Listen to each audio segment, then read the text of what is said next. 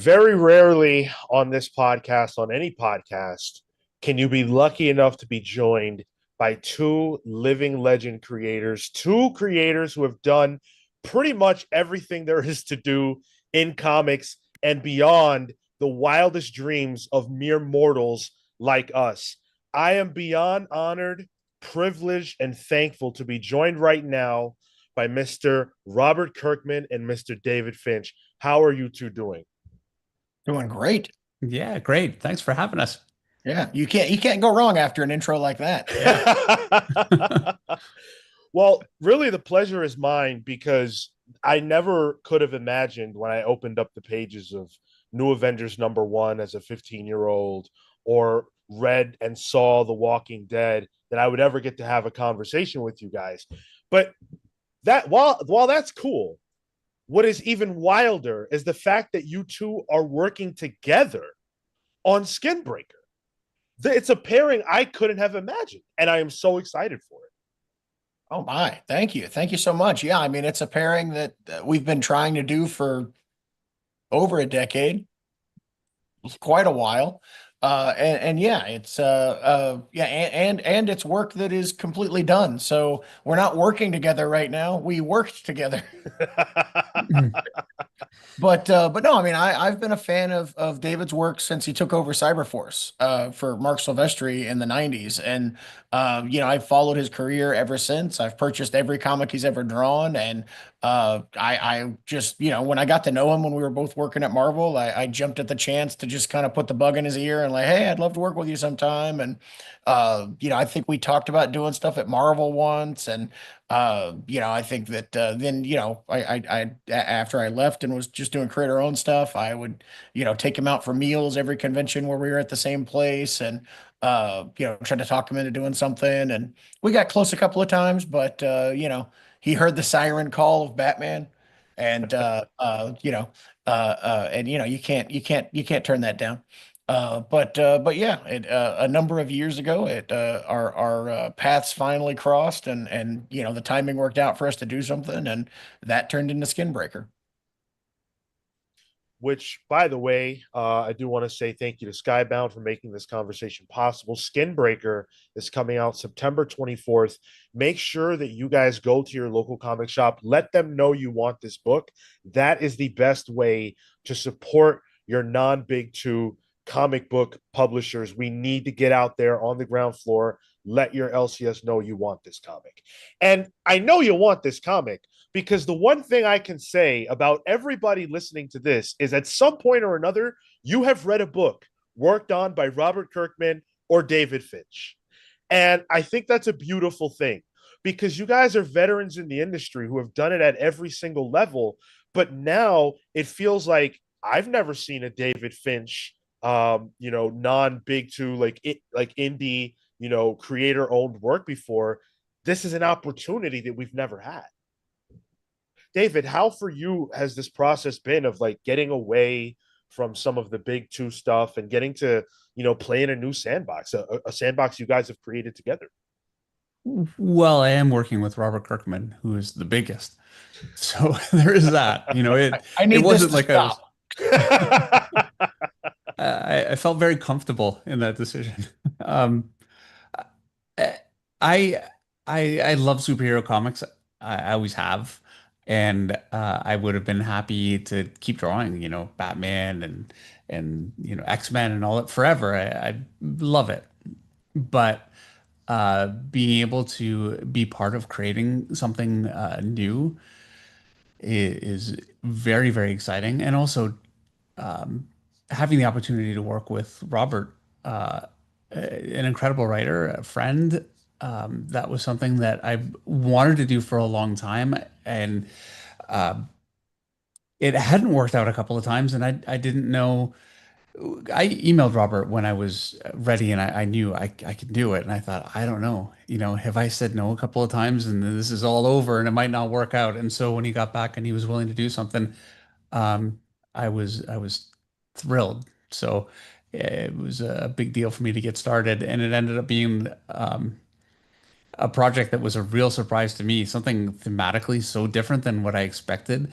That's something I think Robert is such a varied writer. Everything he writes is great, and it's all so different from, Walking Dead to Invincible are such totally different projects, and this is too. So I had no idea what to expect, and once I started working on it, it's I don't know what I would compare it to exactly. I could tell you all my influences, and hopefully we get there because I want to, but it ended up being, yeah, just a very special project for me, a great, great story to be able to draw, and something that pushed me in a direction, a lot of directions that I had just never had the chance to try before. I was really, I'm sorry, Marco. I just want to say I was really taken by the way that this feels like. I think a lot about those early New Avengers issues that you did, and your style was the first style I saw when I jumped into comics, and I didn't realize that comics could look like that. I didn't like. We've all seen, the X-Men animated series, and then you know that the art looks like that. That's what the books look like. So when I first opened up a comic and I saw your work, I was like, holy shit, they can be this too. That's incredible. But when I think about that and I compare it to what you're doing here now, it feels like an evolved version of David Finch. It feels like we're like the one of the things that really struck me was how evocative the facial work was in this book. We're dealing with a lot of characters that are like orcish and stuff like that, and I can imagine that sometimes, because of the grisly, visual nature of characters like that, it can be hard to get across like the softer emotions, and you nailed that in this first issue. Well, thank you very much.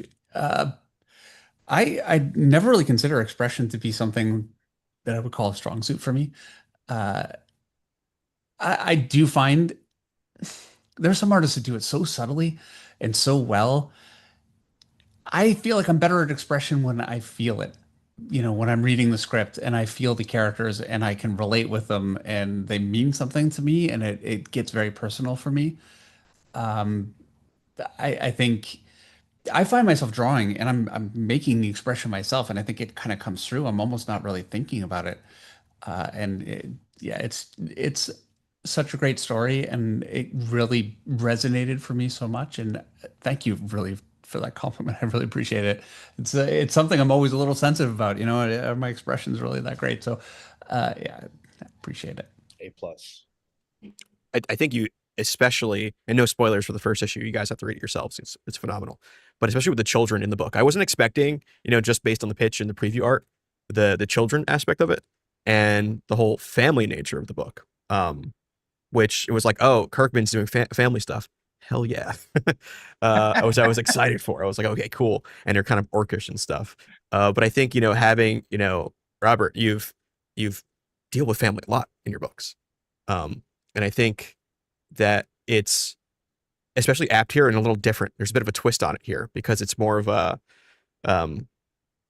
it's not like a found family, but it's more of a, what's the word I'm looking for here? It's tribal. Tribal. Yes, there we go, Yeah. Marco. Which is a different take on it that I was really, really intrigued by and excited to see you kind of tackle here. Yeah, I mean, I think may it's possible that family-based storytelling is my crutch, but I think that everyone here in some form or another has a family. Every single person watching this has some kind of a family, and I think that it is a very universal subject. And I think that as you're trying to make characters relatable and make characters interesting and give them some kind of a grounding that makes them feel human. Uh, that I think that leads to things that are that it, that pertain to family. So yeah, I mean, while this is a fantastical science fiction fantasy world featuring non-human characters, they have very human lives and very human wants and desires and very human relationships and yeah, I mean, it I don't know, it seemed like that's what the story needed. Uh, David, as you structure the art, as you create the world and you flesh out the visuals, I'm sure there's an aspect of coming from Robert's script to your hands that there are things that maybe you flesh out, you kind of stay true to script. What are some of those choices that you feel like you really ran with this series? Um, we talked about the story quite a bit, and the environments and the tone a lot. So I had a lot of a lot to go on, and that was a huge help. Um, I wanted it to be as close and specific to the story as I could make it. But there was also room in the script for me to be able to uh, add, visual detail and just some different visual elements here and there. Um, there was a point where I went too far with that, uh, but it's a lot more fun for me to put something in there and see what happens. And I do try, Robert, try to not, push it in a direction that's gonna, break the story. Um, it happened one time, we fixed it, but yeah, I was able to, have a contribution just, in that way, and it was very gratifying. I mean, I'll say this story developed organically as it was being made, and there were extremely important things that just came about from me volleying the script to David and him, sending pages back to me and adding elements to the pages. The best example of that is on the second page of the book. On that two-page spread, there, the main guy's carrying a crystal sword. And I saw that page come back and I was like, oh, I totally do some cool stuff with that. That wasn't necessarily intended. I mean, we had a rough roadmap of what the story was going to be, but once I saw that page and the way that David had portrayed that weapon, there were, 5 or 6 like very big story beats that came from that sword. And you can see how important the sword is right at the end of the first issue, and it just grows from there. And that's a really great level um, of cooperation that we have on this book. I'm writing stories and he's interpreting them, but I'm also interpreting the story from his art as we kept moving deeper and deeper into the story. And David was a tremendous influence, not just visually on this story, but very much in the mechanics of the story and some of the lore that is behind the story that takes place in this world. Yeah, he had a huge influence on things. You know, earlier David said that you, Robert, are a very varied storyteller. And I love that he said that because I firmly believe that all of your books are so different and you evoke something different with everything you do. And I just don't feel like you ever cross the same bridge twice, so to speak. What about Skinbreaker is pulling at a different element of Robert Kirkman? What new are you giving us with this project?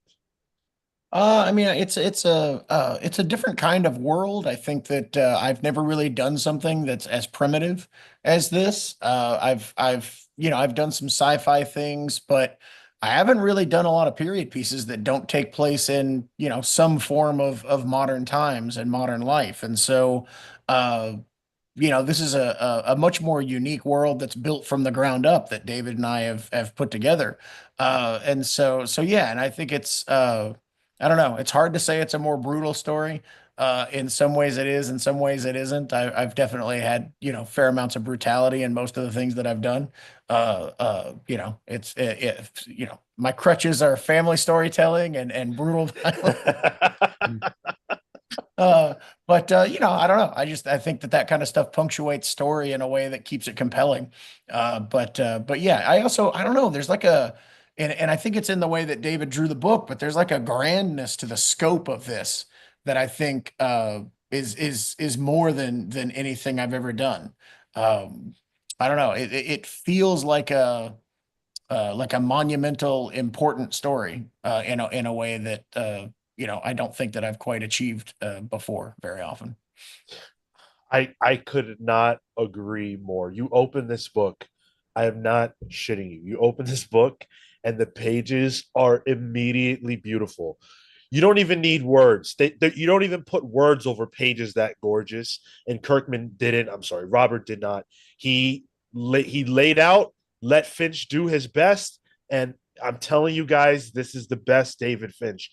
And at the end of the book, Robert, you wrote some words that spoke to the way that David drew this book. And so, David, if you could speak to it a little bit, I'll read the words, and then if you could just speak to why you went with this particular approach. Robert said, David decided to draw this book on massive artboards. Each page is essentially a 2-page spread. Each 2-page spread is roughly 4 pages in size. So every single page is really double and often triple the work. You can see how lush and dense that jungle is on the preceding pages. Well, so we started out actually with the idea that this would be a relatively short story. And I had wanted to work with Robert for a long time, and it hadn't worked. And I wasn't sure if I was going to get the opportunity. And when I got the opportunity, I wasn't sure if I'd get it again. And so I wanted to make the absolute most of it. And Robert was generous enough to be willing to give me the time, because it's a luxury that, we don't get ever. Really. It's just doesn't happen. And so the fact that he was willing to give me the time to be able and really trust me to use that time, as opposed to just wasting it playing video games and then crapping something out, which could have done that, right? So there's a lot of trust there. And so I wanted to go as big as I could with it, and put everything I had into every page and make it as special as I could possibly make it, for myself. Just I love drawing. I love comics. I am grateful every day that I get to do this job. I still can't believe that I get to do this job. And this was a chance for me to really put, my heart and soul into a book in a way that I've never been able to before. Oh, and I was going to say, the book got longer. It got a lot longer. So, it ended up taking a lot longer than I had initially thought. I was more than happy. I mean, I've enjoyed the journey the whole way through, and there was never a time where I said, "Oh no, it's gonna be." I every time I got more script, it was a thrill. Um, Seeing how the story evolved, and it was always a surprise to me how the story evolved. And I had a general idea of where we were going because we talked, but the way that we got there, it surprised me so many times. It's a great story, and it's long, much longer than we initially thought. It was definitely a perfect storm / disaster where David was going, well, this is going to be a short project, so I'll make these pages as complex as possible. And I was getting the pages back going, well, this is the coolest thing I've ever seen. I think this book just got 5 times longer. Add in a few issues here and there. It went from 5 to 8. Yeah. Very excited for the treasury-sized editions that are going to be dropping with this. That's what I'm picking up. There was, just in those few opening pages, like Sean mentioned, the clouds. That's what I was staring at. Good 5 minutes just on the clouds. Incredible work. I love hearing that, because too often I hear from people that read comics that are like, I read this comic in 3 minutes. Like, I don't feel like I got my money's worth. And it always frustrates me, because I'm like, hey, man, you got to spend some time looking at the pictures. Like, if you're just moving from balloon to balloon, caption to caption, like ripping through the story, like, you are not getting the full experience. And so the fact that you're sitting there staring at I mean, that's how I read comics. I mean, it can take me 45 minutes to read a comic sometimes, just because, I'm staring at the pages, I'm picturing the implied motion, and it's an amazing medium of words and pictures coming together. But yeah, I think that this book, you could spend hours just staring at the pages of this book, especially in the treasury-sized edition, because the book is going to be printed much larger.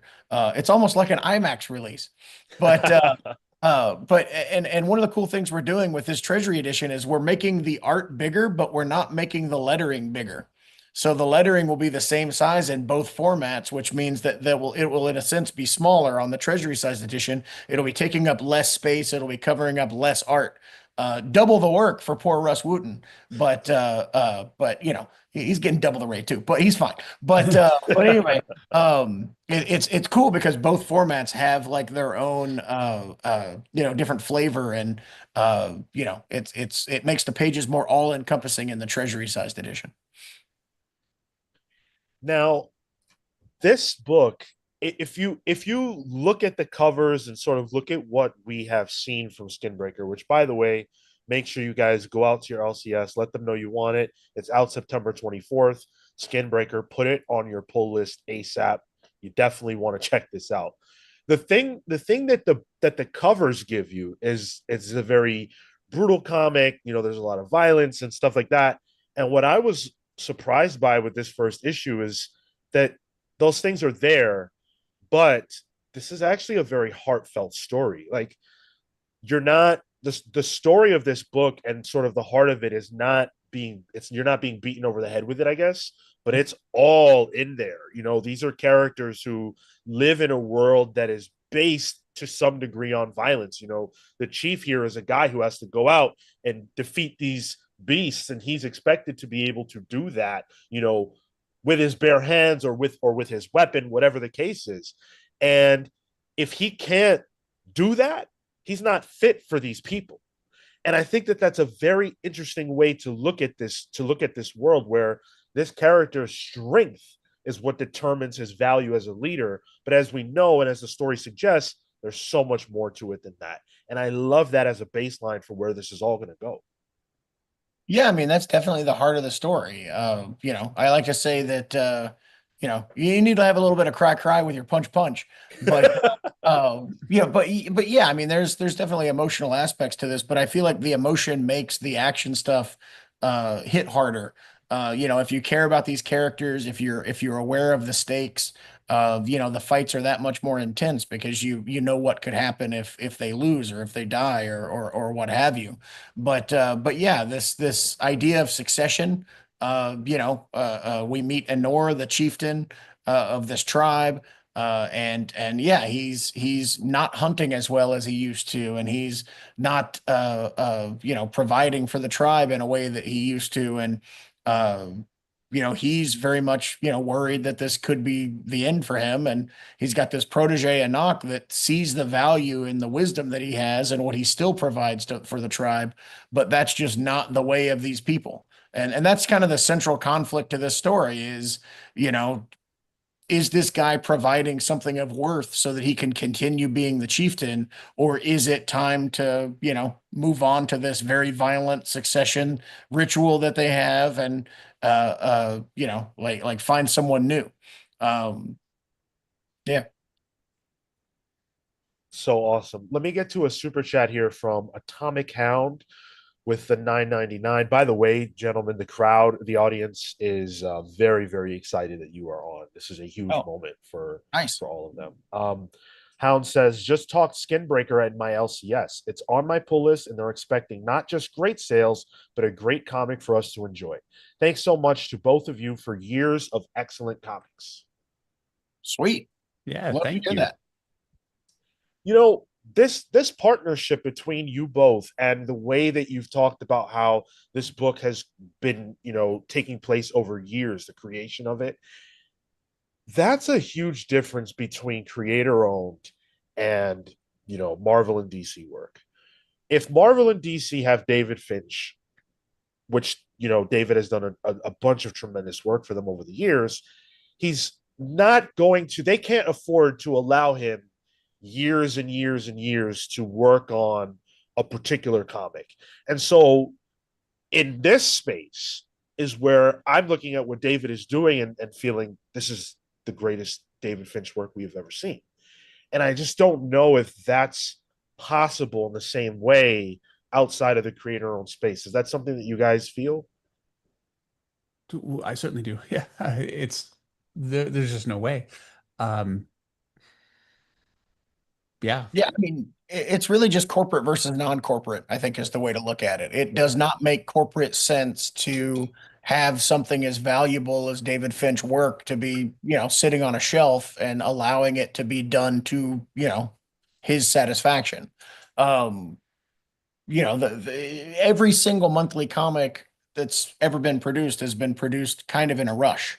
And most things are done at the last minute, and sometimes mistakes slip by, and it can be a very, very stressful production. And it's something that at Skybound we've tried to avoid when we can. Sometimes it's just not realistic, but when you can do it, we do. And so with most of my projects, especially the creator owned stuff that I'm doing, I try to make sure that that you're not worried about that grind. Try to take the grind out of it and really just focus on the work and make the work as good as possible. And I feel incredibly fortunate that the fan base has allowed me to be in the position to be able to do this. And it is a very unique position. It's not something that like you say, even Marvel and DC can do. And the fans, we're the ones that benefit, quite frankly. And that's why I think it's really, really important to support the books that are coming out from the creators that you love, so that we can get stuff like this. Like, there will be a lot of Batman drawn over the years, but there's only one David Finch and there's only one Robert Kirkman. So that's why you guys should definitely check out Skinbreaker. It's going to blow your minds. Now, if I could just deviate for a moment, because I always told myself, if I had the opportunity to talk to Robert Kirkman, there's something I have to bring up, and the Oh no! audience knows exactly what it is because we've been talking about it a lot in anticipation. We're just live. It's fine. Yeah. Let's do it. The Kirkman manifesto. All right. I see your green screen behind you. That's looking great. How are your banjo skills, Sean? Your banjo skills any good? Yes, I'm known for them, in fact. Reading the Kirkman manifesto, or listening to you doing the Kirkman manifesto, and everything that you had to say when that happened, which I think was like 2008, I knew nothing but superhero comics. Okay. And that was the first time that the notion that anything outside of superhero comics was relevant had entered my mind. I was 17 years old. I didn't know that there was an industry outside of Marvel and DC. Oh, So you exposed me to that, through that manifesto. that's And cool.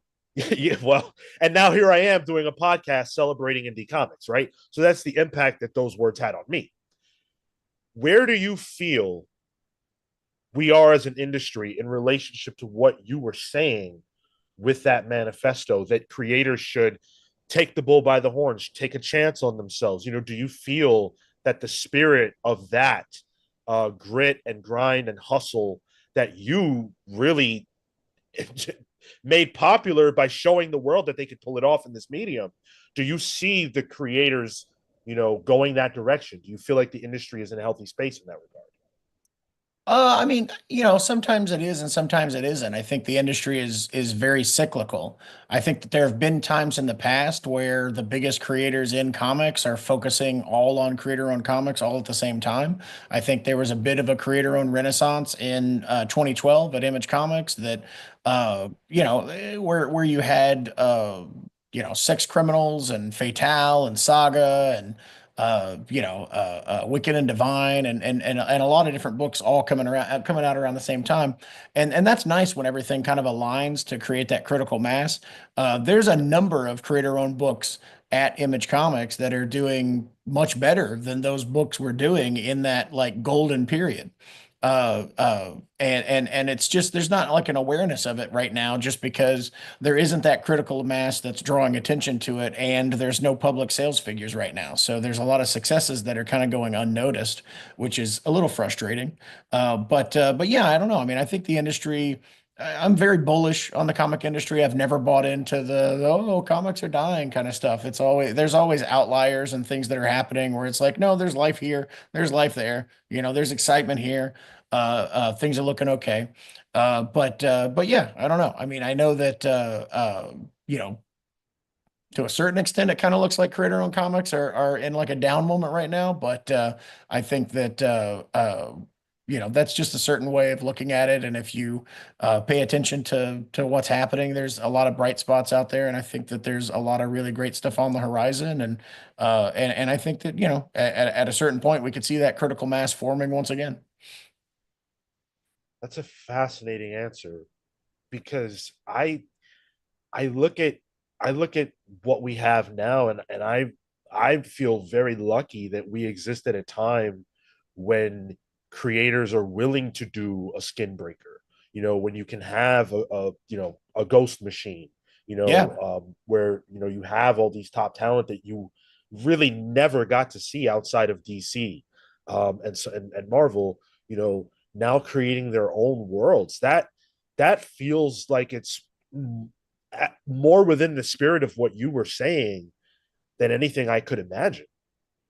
Yeah, I mean, I can see that. I mean, I'm not going to take credit for Ghost Machine or anything. That's something Jeff Johns Sure. has been building for a good long time, and I certainly don't think Jeff Johns needed any inspiration from me or anything I was saying. But no, I don't know. I think that anything I've done to shine a light on the value of creator-owned comics and the benefits of creator-owned comics, I'm very proud of. But I'm really just kind of taking my inspiration from the Image founders. I think that it was something that they were very vocal about early on in their careers, and especially around the time of them finishing or forming Image Comics. And I just think that I don't know. It's a lot of people grew up idolizing like Stan Lee and Chris Claremont and people that had done like massive runs at Marvel Comics and done like really monumental, memorable work there, and they want to uh, pay tribute to the stuff that they loved and do corporate comics. And I feel like I've been very fortunate to read comics at a time when I started, when Image Comics was starting.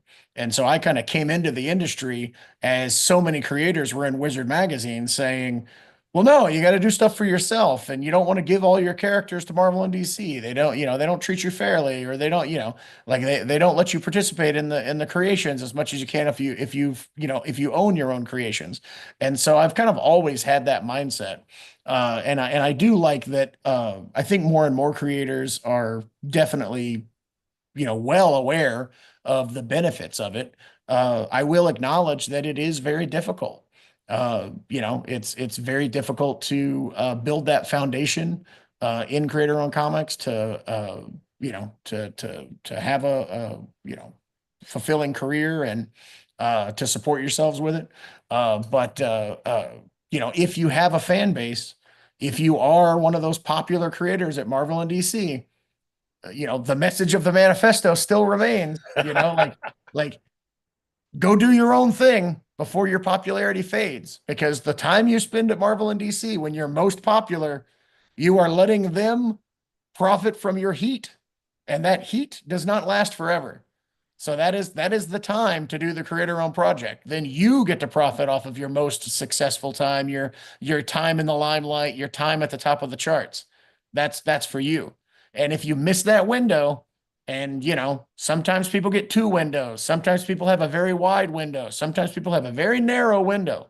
But if you miss that window, that's all you get. Like and that's the saddest thing in comics is, those people that reach those heights and are those top creators, and they just exhaust that heat staying at Marvel and DC. Like, oh, I've still got this to do, and I've still got this to do, and oh, they're offering me this big contract, they're offering me that big contract, and then that wheel stops spinning, and they're like, all right, now it's time to create our own comics, and people are like, hey, I've had my fill, I've got enough of your work, and the creator owned comics don't do as well. And I don't know. That's the fear for me, and that's why I advocate for this as much as possible. Is you have to try to recognize that window and make sure that you don't miss it at all costs. Well, I gotta say, Skybound is the most exciting publisher right now in comics, and it's not all creator-owned. The Energon stuff is booming, and it is so cool, and it is so exciting. I never gave a care about GI Joe. Now I'm reading every GI Joe book. It's just very exciting. But I love the fact that Skybound still a place where you can get a book like Skinbreaker, and you can get the indie, creator-owned books as well. David, are you going to play in the creator-owned pond a little more? What can we expect from you going forward? Uh, I don't want to say, aside to say from the fact that I love storytelling, and drawing stories, and uh, it felt like I went for a long time. I've been doing Walking Dead covers, which I love doing, and to me, they're a lot like telling stories because they're really story-driven covers. It's not just the pinup shot all the time, so that really kind of fills that for me too. But it felt like that's really all I had out there for quite a while, and I think people thought, well, I was done, and I wasn't going to do interiors anymore. I was not done, and I'm still not done. I've got more in me, lots more. I never want to stop, and I want to tell you all about all the things that I want to do and that I've got planned and that I can't, but I've got more planned. That's good enough. Yeah, it's good enough for me. Yeah. That's good enough. We're not done with you yet. By the way, Skinbreaker, you guys can go out and let your LCS know to put this on your pull list. It drops September 24th. Make sure to go out and get it. You have to support creator-owned comics and put your money where your mouth is. And the best thing about it is that you're not just supporting for the sake of it, you're getting great stories out of it. I've seen people in the chat as this is happening saying, yeah, I just talked to my LCS while we were live to add it to my pull list, which is awesome. Sweet. Yeah. Please keep it up. GK Reads with the 499 says, Robert, thank you for my favorite comic, Invincible, the superhero coming of age story the big two would never commit to for their young heroes.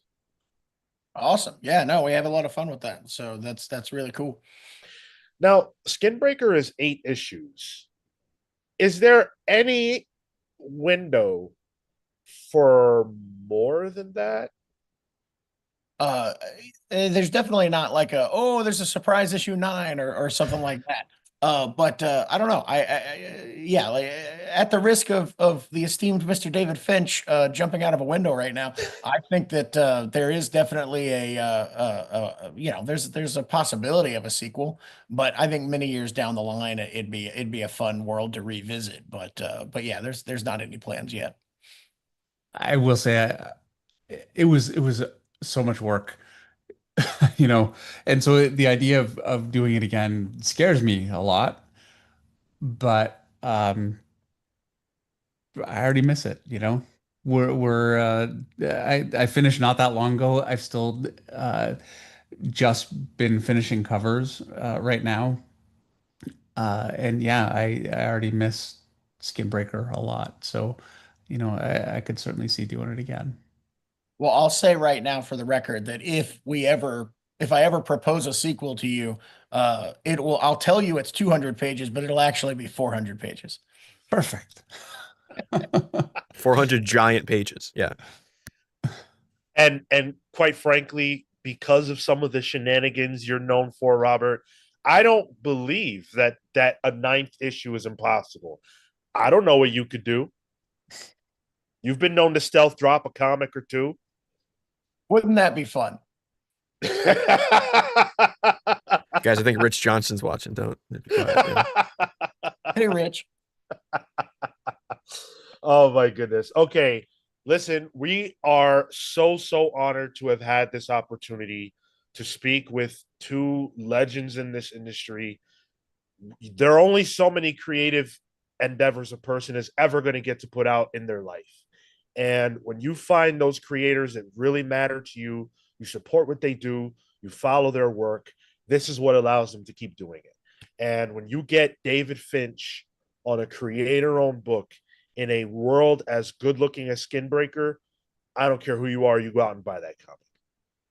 So thank you both so much for your time. It has been an honor and a privilege, and hopefully we get to speak to both of you down the road at some point. Yeah, absolutely. This was a lot of fun. Thanks for having us. Yes, Awesome. Thank you very much. Thank you. Take care.